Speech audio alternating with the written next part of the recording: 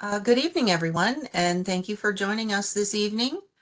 Uh, Today, we are going to introduce you to the New York State 2025-2030 Statewide Comprehensive Outdoor Recreation Plan, or SCORP. Tonight, our panel consists of me. I'm Diana Carter, the Assistant Division Director for Planning and Analysis at the Division of Environmental Stewardship and Planning at State Parks. We also have Tana Bigelow, a state park planner, Megan Zimba, also a state park planner, Sarah Peterson, a program research specialist. On backup, we have Gabriella Wemple, just in case.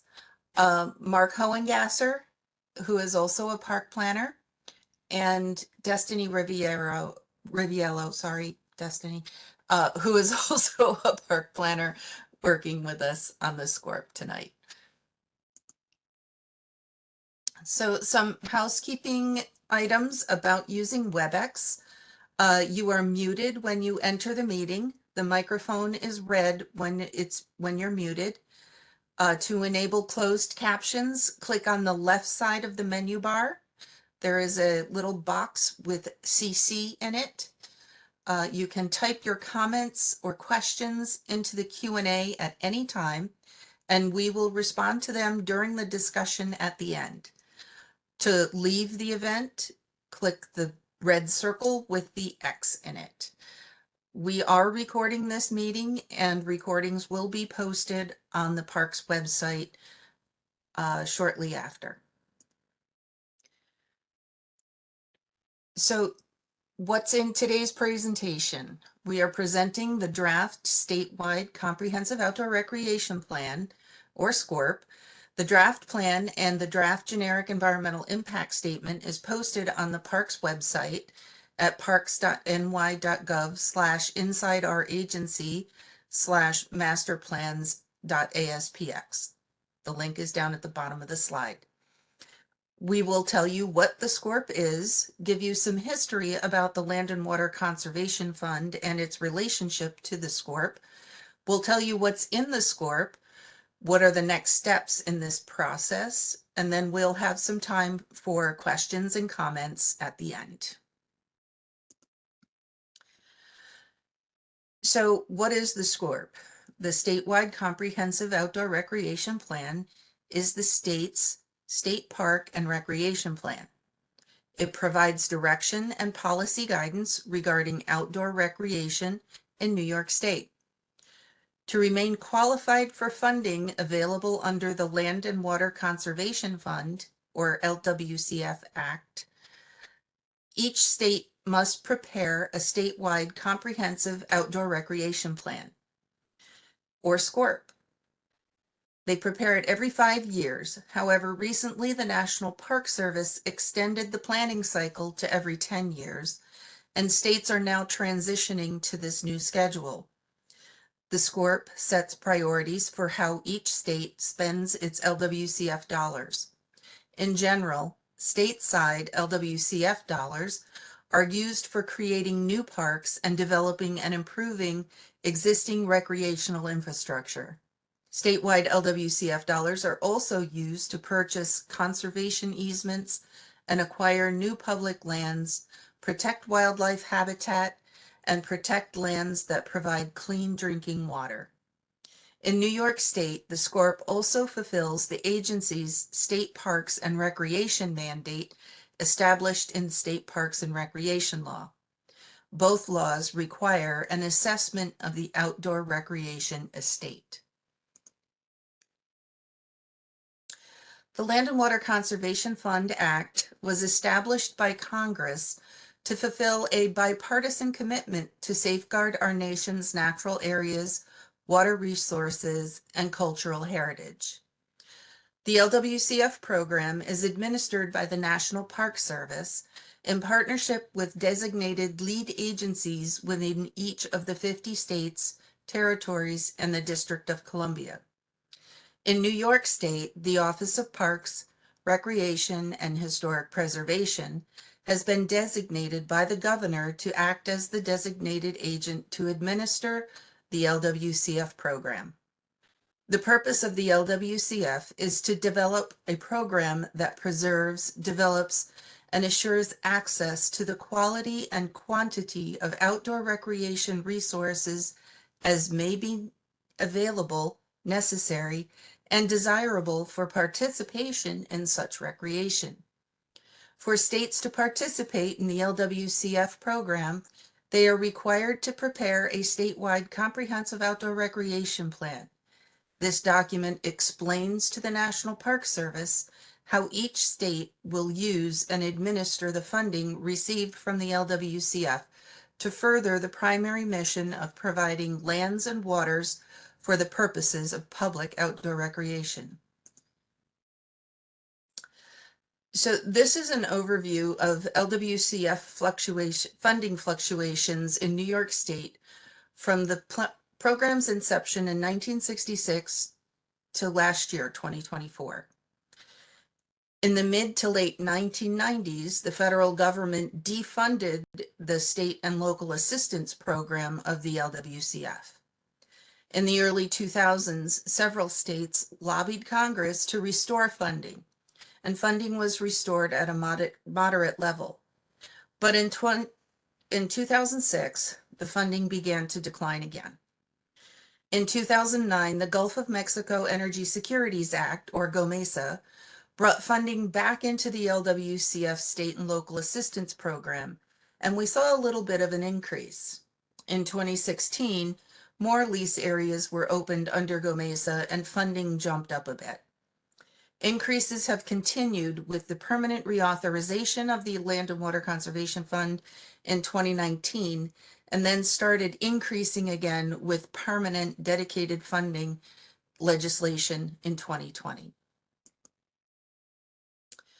Since its inception, the Land and Water Conservation Fund Grants and Aid Program has invested more than $336 million to protect and enhance the state parks, forests, wildlife refuges, and wetlands that provide recreation opportunities to New York's residents and visitors. It has partially funded more than 1,370 projects, with at least one project in every county. Now I'll turn it over to Mark. All right, thank you, Diana. So chapters 1 through 4 of this document describe the New York State outdoor recreation system in the ecological context in which it exists today and operates, as well as the key findings from the public and recreational providers on recreational components needing improvement. The state-specific context provided by these chapters helps lay the foundations for Chapter 5 and subsequent chapters. Chapter 5 examines trends in and potential barriers to outdoor recreation. Exploring both trends and issues is intended to contextualize participation in outdoor recreation and guide efforts to increase statewide participation. This chapter also describes recent New York State initiatives designed to improve access, accessibility, and the quality of parks and open spaces, and ultimately aims to identify the issues that will be addressed by the goals and recommendations in Chapter 6. Chapter 7 and 8 describe implementation strategies and potential impacts associated with them. Chapter 9 is where all of your comments and our responses will be compiled in the final document. And Chapter 10 is a collection of supporting documents referenced throughout the plan. The SCORP team developed this document with a forward-thinking, proactive approach to recreational management within New York State, such as increased accessibility and the need for resiliency. The intent is to provide recreational providers with a useful tool and relevant, up-to-date content that identifies New Yorkers' needs. We provide current data, specific actions, programs, and ideas that will help in making informed planning and management decisions reflective of our times. We provide updated strategies to enhance recreational opportunities, identify new programs and funding sources, identify concerns related to climate change, and provide information to allow recreational facilities to become more accessible to all. In New York, we're fortunate to have access to many outdoor recreational resources that provide opportunities to enjoy natural environments, exercise, play, or learn our history. Chapter 2 of the SCORP provides descriptions of many of these facilities and sites that comprise the state outdoor recreation system. This includes everything from the Adirondack Park to marinas on Lake Ontario and long-distance trail systems such as the Empire State Trail. As the bulk of this system is managed by OPRHP and DEC, the bulk of the chapter is devoted to descriptions of those agencies' facilities. This chapter also describes other agencies with land managing responsibilities, including the Adirondack Park Agency, Canal Corp, the Department of Transportation, DOT, the Office of General Services, OGS, and the Olympic Regional Development Authority, ORDA. This list identifies many of the types and quantities of recreational facilities that OPRHP manages on the more than 350,000 acres of land. They include 189 state parks. We have 36 historic sites, 30 nature centers. We have 83 marine facilities and boat launch sites. We maintain more than 5,000 structures throughout the system. We have 54 guarded beaches with 18 swimming pools, 21 marinas, 28 golf courses. We have more than 950 cabins, cottages, and rental houses. We have 8,555 campsites and more than 2,000 miles of trails. So as you can see, we have quite an elaborate and diverse recreational system just within OPRHP. The SCORP discusses many existing programs and initiatives that influence recreation in New York State. Appendix C describes numerous programs and initiatives that provide recreation and protect natural and cultural resources while promoting recreational opportunities for all. These include programs traditionally associated with recreation, as well as contemporary initiatives designed to increase physical activity, promote active transportation, and create a more resilient New York State. Some examples include conserving open space, conserving and managing coastal resources, trails and greenway opportunities, water access and recreation, invasive species management, we have fish and wildlife management, biodiversity improvements, sports and athletics, health, aging, and accessibility. Now I'll turn it over to Sarah, who will provide a little bit more information on the SCORP.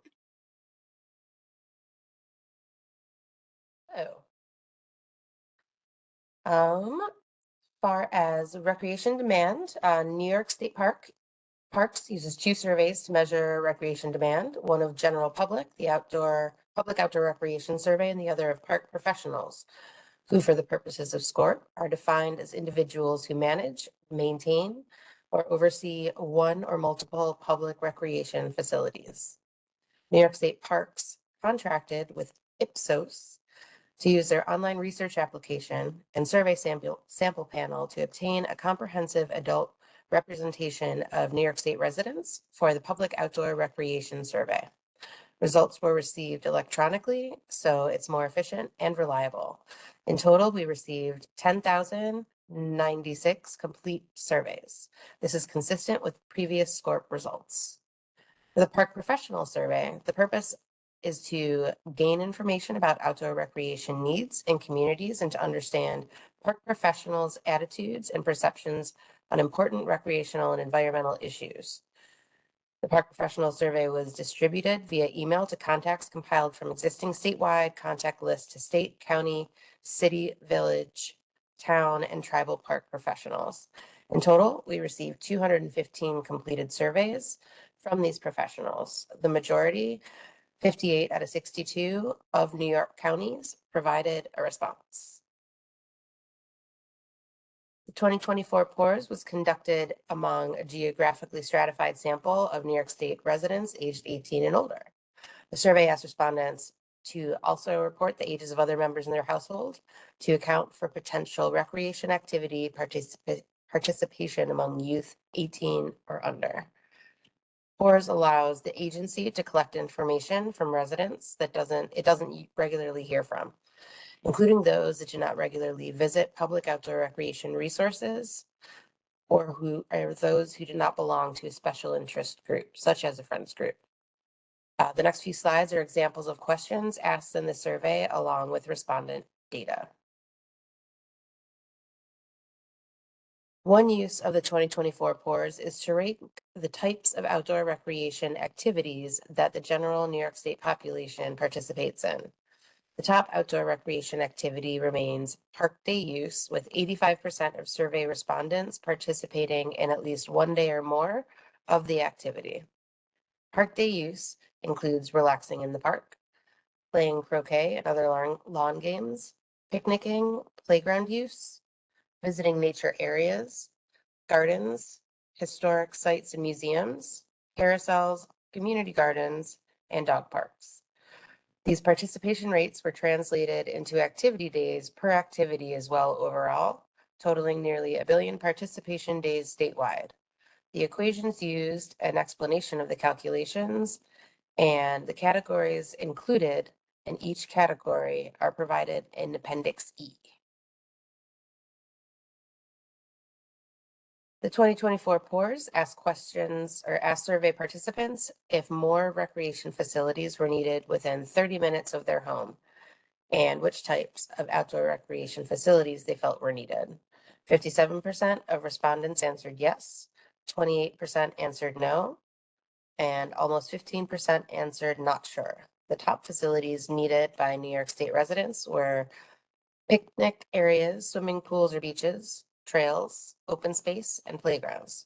These selections align with the top 5 outdoor recreation activities that New York State residents participated in within the last 12 months. The survey also asks about barriers to participating in outdoor recreation. For young adults age 18 to 24 and adults ages 25 to 44, the most common barrier to outdoor recreation is that work, housework, or school takes up too much of their time.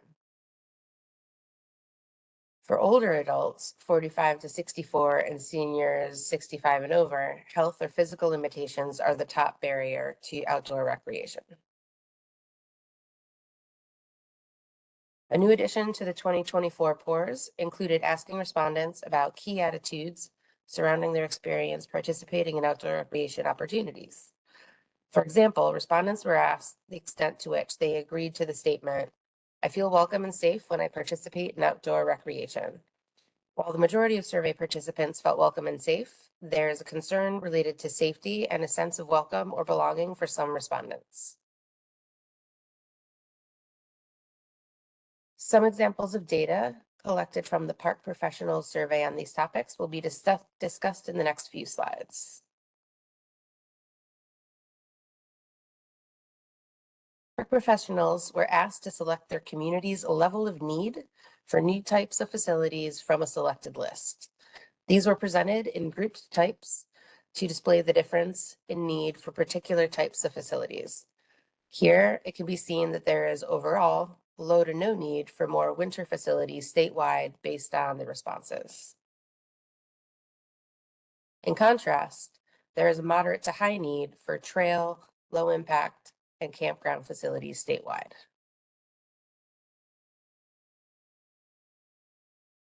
Facility type was considered in high need if over 50% of park professionals reported a moderate or higher need for the facility type, and in moderate need if 40% or more reported a moderate or higher need for the facility type. These two metrics have been combined in this table to display the percentage of park professionals reporting a moderate or higher need. Survey respondents were presented with 9 statements and asked to select how much they agreed with the statement. The top statement park professionals agreed on the most was, more money should be spent on public parks maintenance and repair. Adequate funding ensures that park professionals can effectively provide their community with access to safe and clean recreational facilities, as well as relevant programming to enhance the overall visitor experience.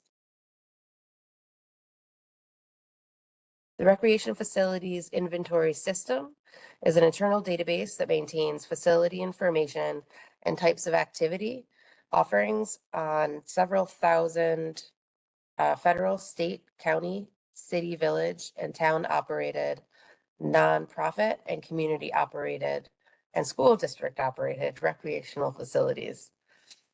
The database is developed and managed and started in the early 70s. It was first used in the 1973 SCORP. It houses detailed records of activities at the sites such as trail miles, camping, number of campsites, number of picnic tables, square footage of pools, etc.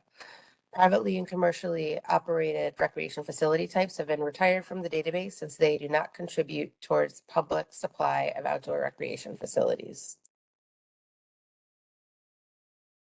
Here's an example of an output from the database that can be used to evaluate supply of outdoor recreation resources in New York State. For 50 years, information from the Public Outdoor Recreation Survey, RFIS, and the US Census have been transformed into an index called the Relative Index of Need, otherwise known as the RIN. Select activities at the county level are assigned a value on a scale from 1 to 10, which you may recognize from previous SCORPs. The index creates an easy reference to determine if a county is in high need or low need for a given facility type. However, the conceptual model for the RIN is based entirely on the quantitative economic concepts of supply and demand, whereas more recent research attributes qualitative factors such as environmental justice, health, and psychology of the recreation consumer as key influences on one's decision to participate in outdoor recreation and would produce a more relevant model. For these reasons, the RIN mathematical model will be retired in 2027. And a new measure of need for recreation facilities will be released in an update to the 2025 to 2030 SCORP. This will discuss recreation need qualitatively using responses to the Public Outdoor Recreation Survey and Park Professional Survey. The RIN table from the 2020 to 2025 SCORP is provided in Appendix F for reference as it is phase out of grant rating mechanisms.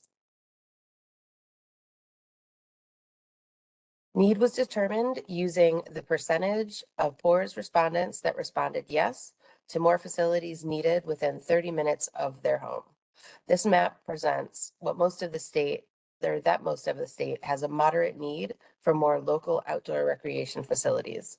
The highest level of local outdoor recreation facility need exists in Lewis County and in Seneca County. A high need has also been indicated in the North Country, Southern Tier, and New York City Regional Economic Development Councils. A mix of high and moderate need can also be noted in Western New York.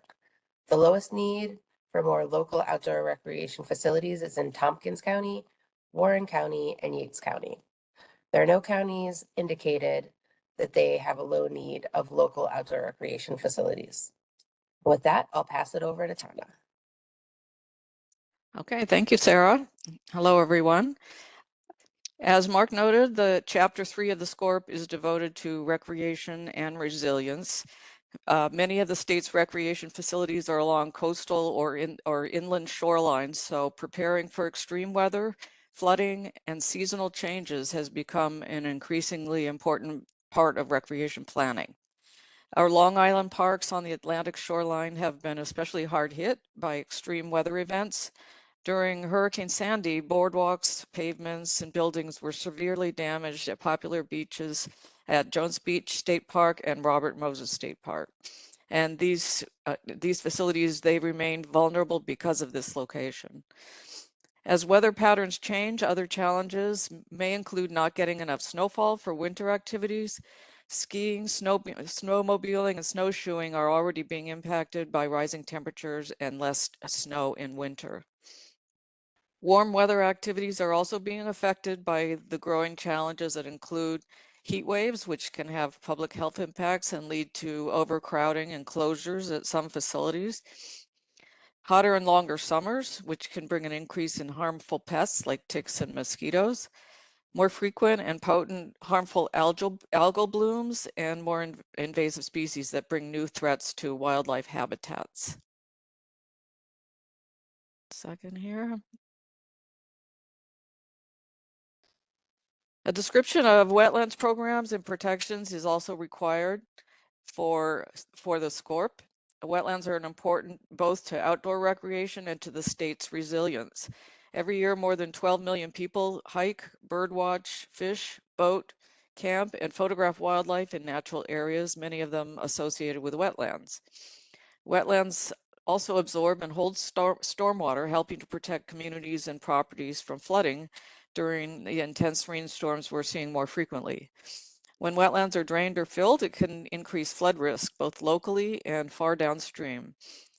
Other wetland benefits include acting as natural reservoirs to recharge groundwater supply, capturing and filtering sediment and pollutants in runoff, keeping them out of rivers, lakes, and other recreational waters, and breaking down nutrients from agricultural runoff, which can contribute to the hazardous algal blooms.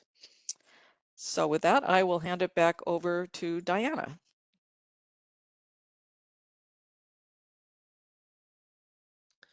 Thanks, Tana. So now we're going to talk a bit about the SCORP priorities and goals. In order to guide recreation planning, the SCORP developed 3 priorities for the project. Cultivating an outdoor recreation system that is welcoming, safe, inclusive, affordable, and accessible. Restore, enhance, and transform facilities with an emphasis on conservation, restoration, and resiliency of natural and historic resources.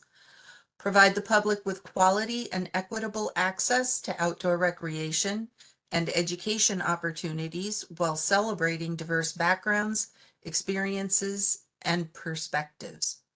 So 10 goals were developed that support these priorities across the state and can be achievable for all recreation providers.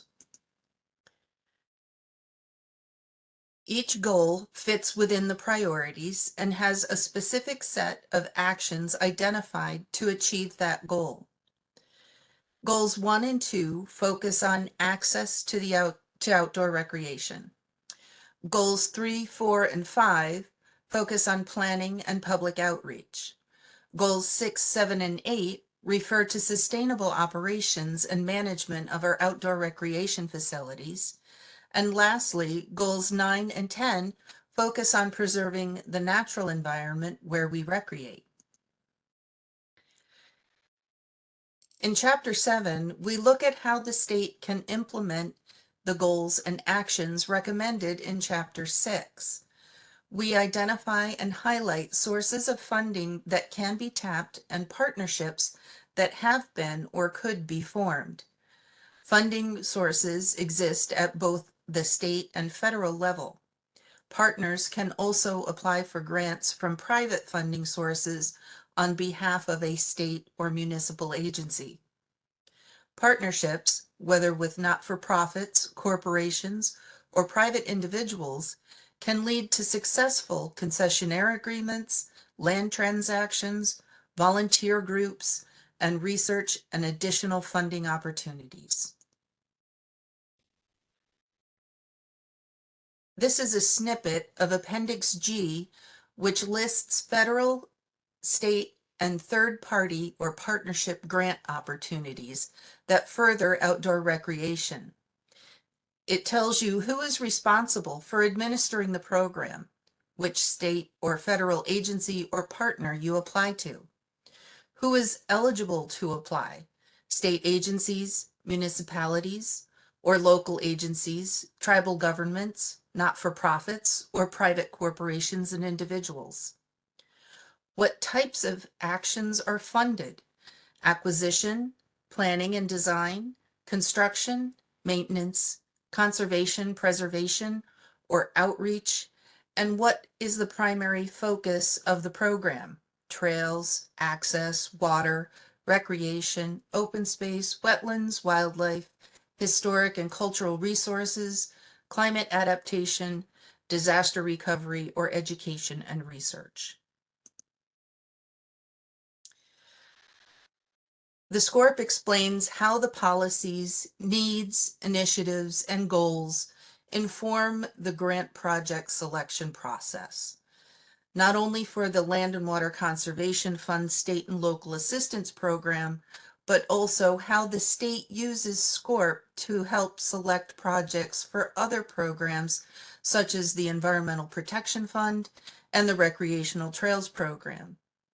The New York Conserving Open Space Plan also references information in the SCORP under certain land acquisition categories, particularly those related to conserving lands for public outdoor recreation. The State Environmental Quality Review Act, or SEQR, requires all state and local government agencies to consider environmental factors in agency decision-making actions. The SCORP will guide future outdoor recreation planning activities and development in the state, and its implementation and adoption have the potential for significant effects on the environment. So the SCORP constitutes a draft plan and a generic environmental impact statement.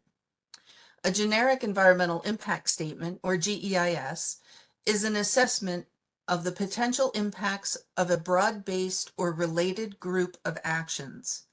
The generic EIS does not look at the impacts of specific actions that may occur under the umbrella of SCORP. It assumes any specific action or activity that may have an environmental impact would be reviewed independently, and potential impacts to the environment would be minimized. In terms of the SCORP, the adoption and implementation of the SCORP is the action that must be reviewed under SEQR. The draft 2025-2030 SCORP constitutes the draft plan and the drafted generic environmental impact statement. The GEIS identifies the environmental setting, the people and the natural, recreational, scenic, historic, and cultural resources of New York State. It evaluates alternatives. Do not prepare a SCORP, continue the use of the existing SCORP from 2020, or prepare a SCORP with a smaller or narrower scope, such as only focusing on OPRHP actions, or documenting all outdoor recreation programs and facilities in the state. It describes potential environmental impacts to the resources identified in the environmental setting, such as wetlands, land conservation, and statewide programs from the implementation of the SCORP goals and recommended actions. The GEIS also looks at cumulative, adverse, or beneficial environmental, social, and economic impacts that may occur as a result of implementing the plan. So we are currently in our public comment period on the draft SCORP and draft generic environmental impact statement.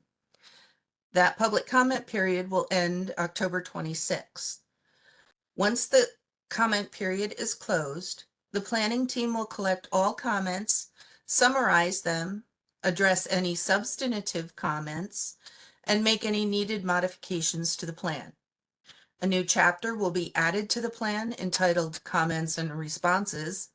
It is just that, the summarized comments and the agency's responses to those comments. Then the final SCORP, GEIS, will be published, and a 10-day consideration period will commence. This consideration period is for the agency to review the plan, GEIS, before issuing a finding statement and adopting the plan.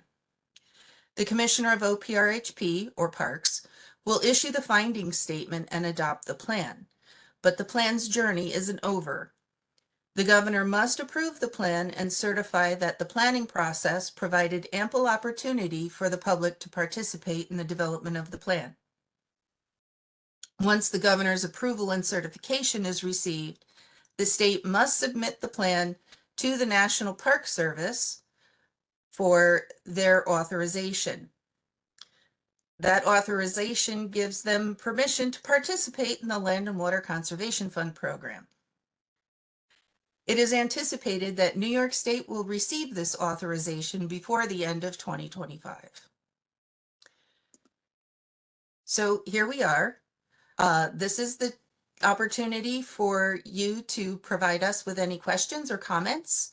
Please use the Q&A button at the bottom of your WebEx window and type your question or comment in the box. Destiny will read off the comments in the order that they were received and direct them to the best panelists to answer.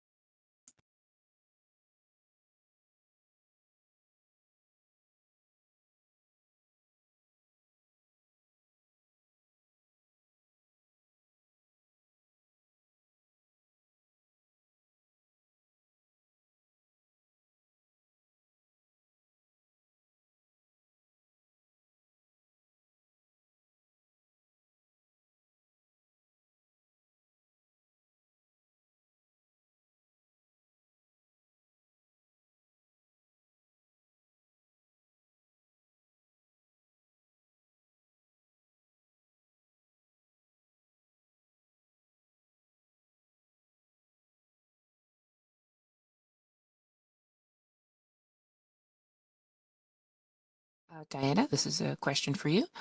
Will a copy of this presentation be made available? Also, where can we find the draft SCORP? Sure.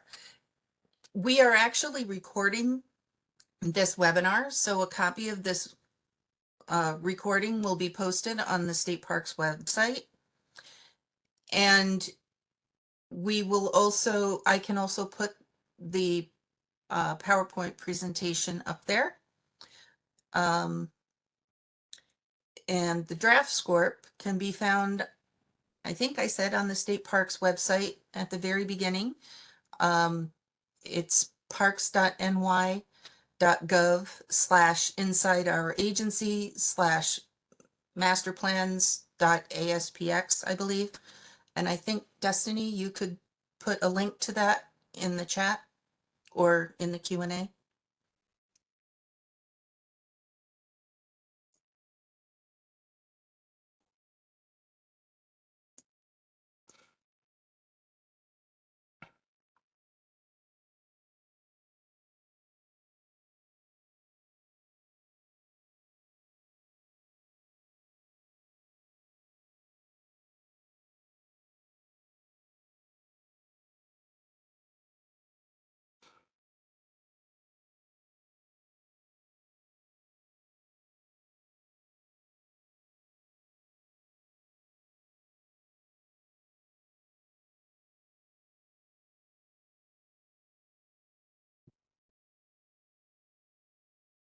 All right, thank you so much for that, Diana. The next question, do the recommendations actually turn DEIA principles into concrete actions, like how money gets awarded, who can apply, and how success will be measured? That is an interesting question. We incorporate DEIA into the document throughout. Destiny, you might be able to answer that question or explain how we address DEIA in the plan. As far as turning it into concrete actions to determine how money gets awarded, that is up to the individual grant program as to how much they are going to incorporate them into their grant rating criteria. There are examples of grant rating criteria in the SCORP in one of the appendices. I believe it's Appendix D, the open project selection process. Some programs do require population or access to public outdoor recreation, like within half a mile of a community center, to provide equitable access and adequate supply of public outdoor recreation. Destiny, do you want to take it from there? Yeah, sure. Thank you, Diana. So you'll find DEIA definitions in Chapter 1 of the SCORP. That is how our agency defines diversity, equity, inclusion, and accessibility. Those definitions were created for this document with a panel of people here at the agency. And using those definitions, we incorporated sort of that ethos into the rest of the document. As we were creating it, we sort of thought of it as woven through the document. So while they don't necessarily apply to like concrete like infrastructure when it comes to sort of like diversity necessarily, you know, you can apply that when it comes to like accessibility. That's kind of like how chapter 6 was thought of when we did our recommendations, and a lot of those definitions also kind of went into our like high-reaching goals. The goals of the SCORP, as they were explained in the document, and in this presentation, have to do with making sure that all are welcome as it pertains to our mission. So it's really sort of like at the core of our entire process here. I hope that helps explain. Thanks, Destiny.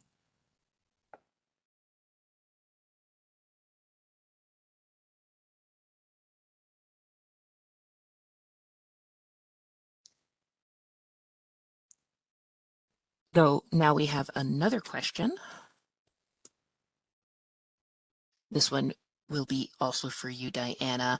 My name is Onika Abraham, and I work with Blue Sky Funders Forum, and a firm group for philanthropic organizations nationwide committed to environmental education and outdoor access.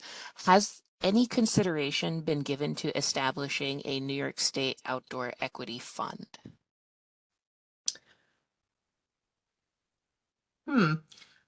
That is an interesting question. I don't believe that we've had that come up, but in order to establish a fund in New York State, it generally requires legislation. So I would suggest that you continue to work with your representatives in the legislature and move that to that platform. The SCORP, I don't know if it can help with that, but it could certainly support something like that.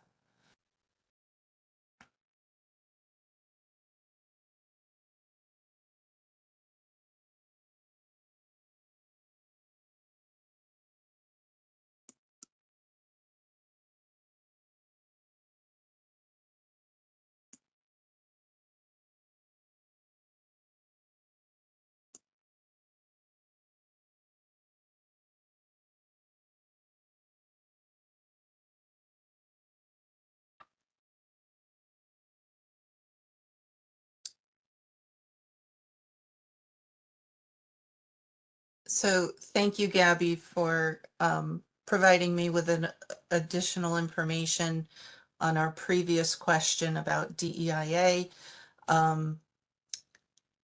As was noted in slide 27, it addresses how we will reimagine the recreational index of need, or the RIN. The 2027 update is supposed to address interpreting recreational need with the DEIA ethos incorporated. It's supposed to be reimagined with qualitative factors such as environmental justice, health, and psychology of the recreation consumer in mind for planning process and possibly grant rating mechanisms. So all that's to come in 2027.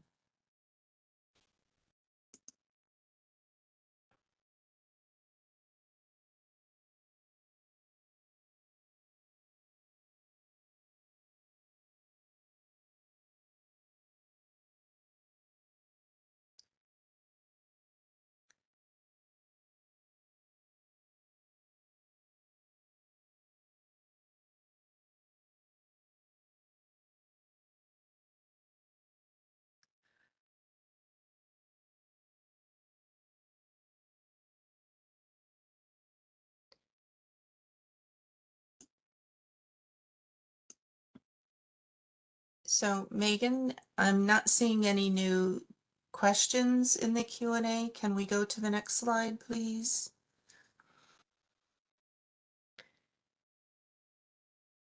So this is just some additional information about the SCORP and the comment period. We will be continuing to accept comments, like I said, through October 26th. You can send them via email to scorp2025.plan@parks.ny.gov or by postal mail to the address there listed on the screen. Just make sure that they say Planning Bureau on them. And if we have no further questions, I know it takes a minute to type, so we'll wait here for a minute or so. But if there are no other questions, we thank you for your participation.